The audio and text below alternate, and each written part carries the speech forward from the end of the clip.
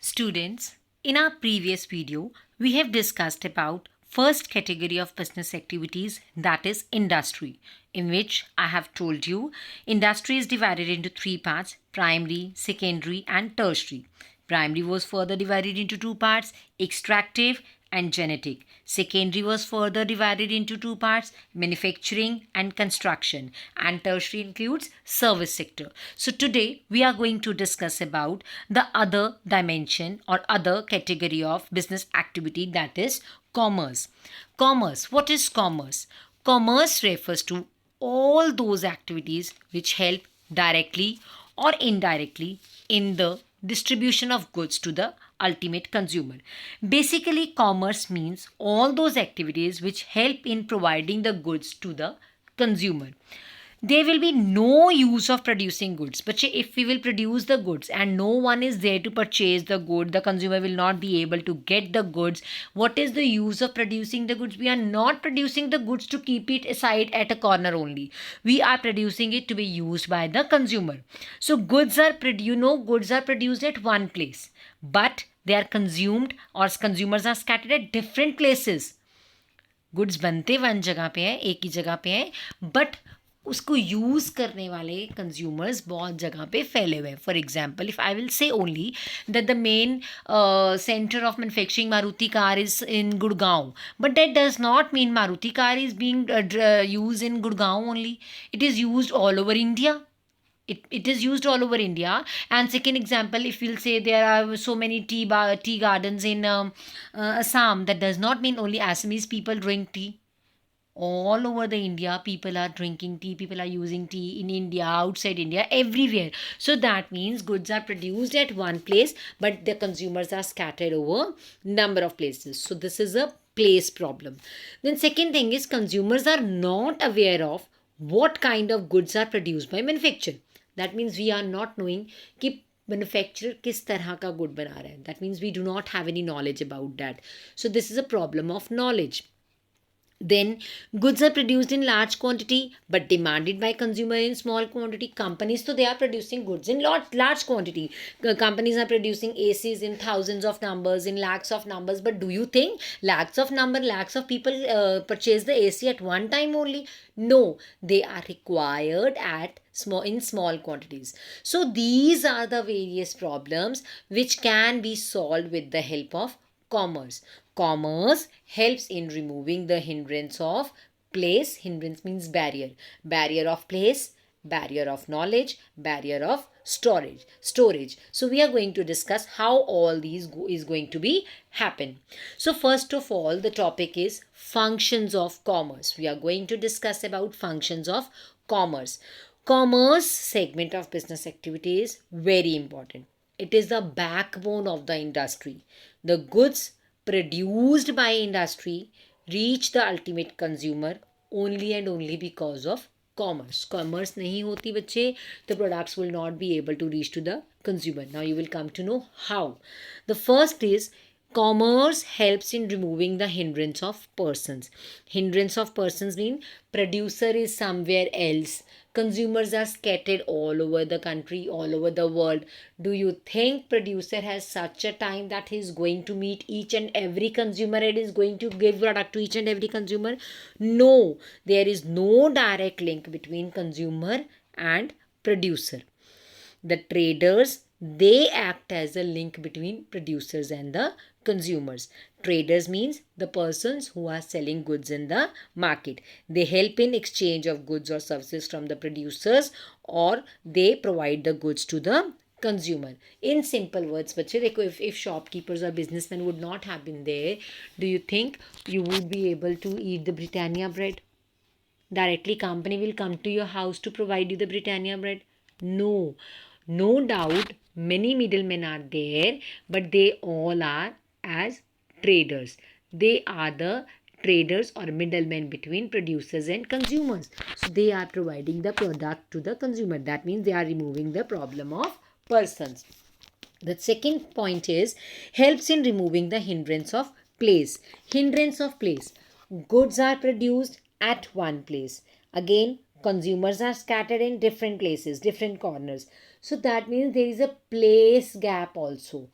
Maruti cars, same example I'll continue, that are manufactured in Gurgaon, but they are used all over India. How they are reaching all over India?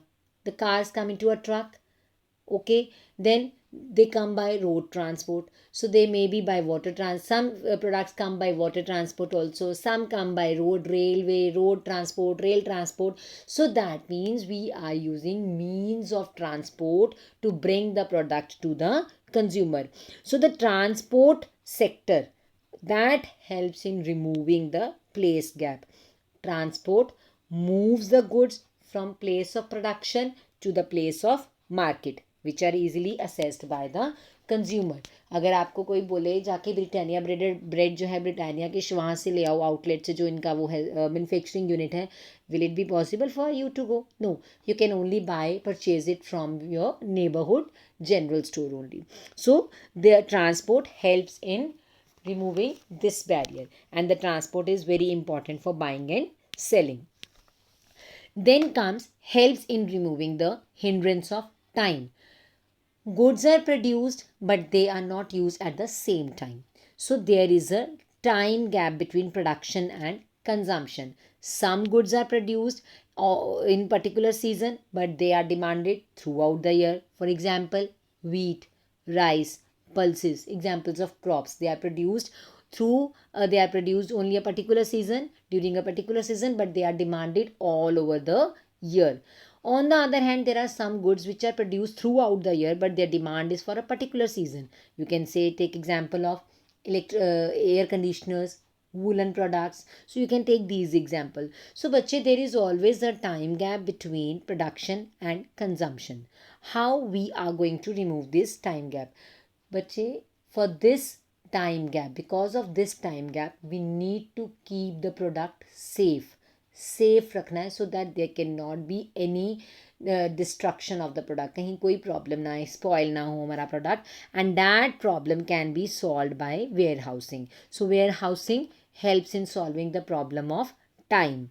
The goods can be kept safely in the warehouses. Warehouses mean storehouses till they are demanded in the market.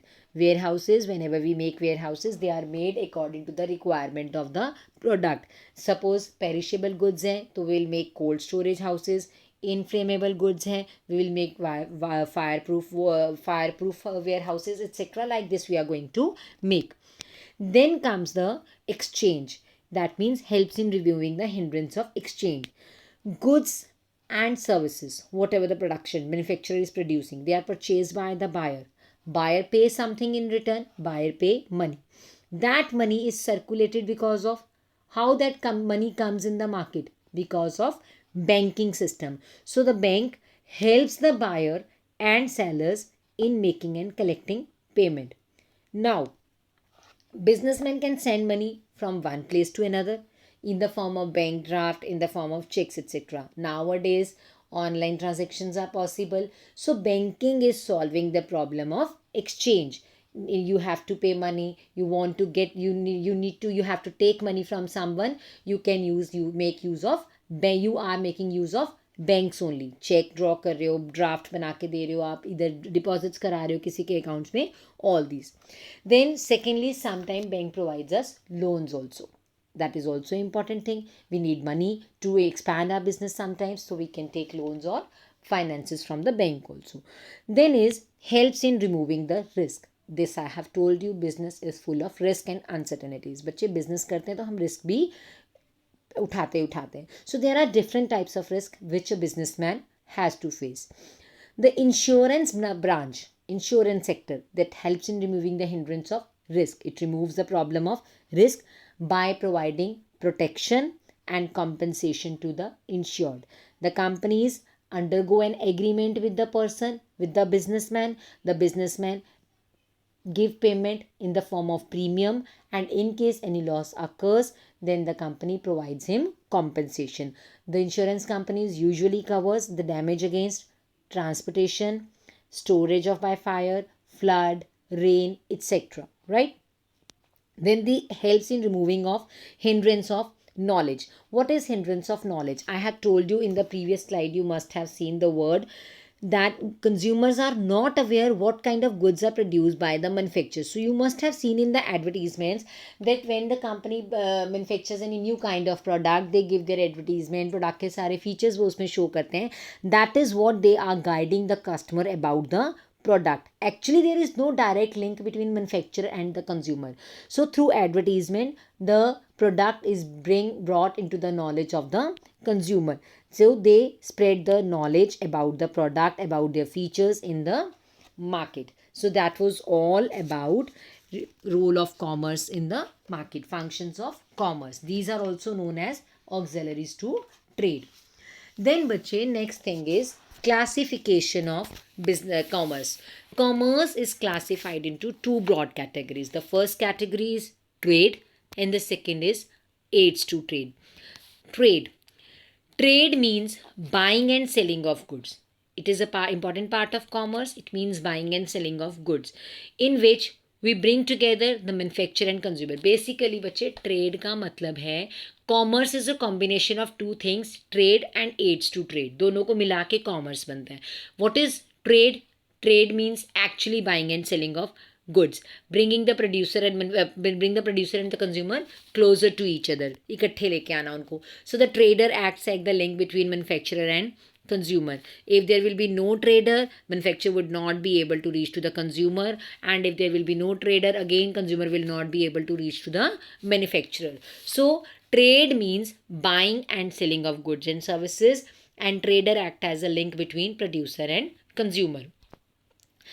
Types of trade. Trade is of two types: internal trade, external trade.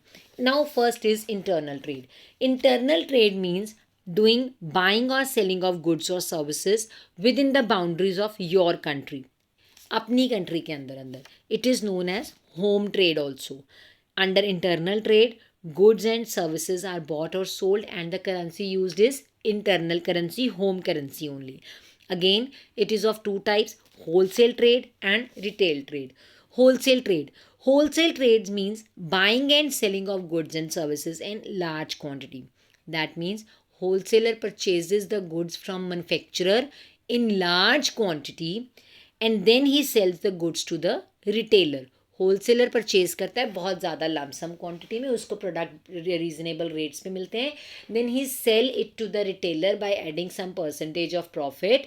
And then wholesaler, wholesalers are specialized in one line of product. Usually wholesalers अपने ही particular product में deal करते हैं, like wholesalers of stationery, wholesalers of clothes only. So these are the examples of wholesaler. Wholesaler deals only in their particular line of product.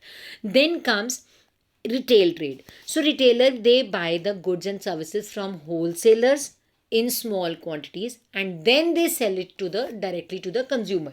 They purchase from the wholesaler in small quantity and sell them to the consumer, and retailer has to maintain a variety of goods. बहुत ज़्यादा variety of goods वो रखते हैं अपने पास. Fine.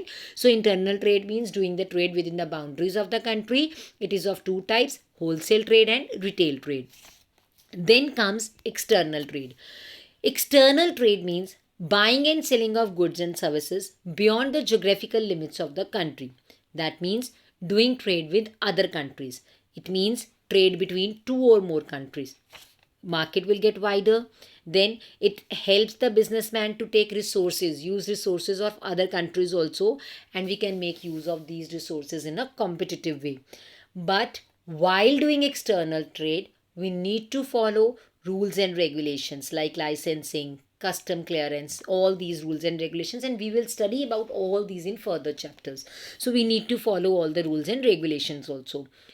External trade is divided into three parts. First export, then import, then interport. What is export? Export means selling our good outside the country, selling the goods manufactured in our country to the other country, foreign country. So developing countries like India encourage exports so that we can get more and more foreign reserves, right? Then import means buying the goods from foreign company, दूसरी country के goods को purchase करना. Usually we purchase technologies or capital goods from the other countries. Then comes interport. Interport means बच्चे importing the goods from one country and exporting the same product to the other country. For example, if India is purchasing rubber from Thailand and then it is selling the same rubber to Japan, that is called interport. एक country से purchase करना और दूसरी country को cell कर देना. But what is the reason behind that? Sometimes कुछ countries आपस में एक दूसरे को ट्रेड करना अलाउ नहीं करती हैं. Because of that we make use of some intermediary. बीच में किसी कंट्री की हम इंटरमीडियरी के रूप में उसको यूज़ कर लेते हैं फॉर्म में. Fine. So this is called interport trade. That means बच्चे trade is divided into two parts: internal trade, external trade. Internal trade is further of two types: wholesale trade and retail trade. Export trade is of three types: external trade is of three types: export trade, import trade, interport trade. Now next is aids or auxiliaries to trade. All those activities which help in smooth flow of trade are known as aids to trade. Role of commerce में बच्चे, the only difference is there you were writing like removing the hindrance of this, removing the hindrance of that. Here you are writing, you are using the direct terms only. So the activities which help in smooth flow of goods trade in the market, that is called aids to trade. These activities make the buying and selling easy. These activities are known as services and they constitute the tertiary sector that we have already studied in the previous industry also.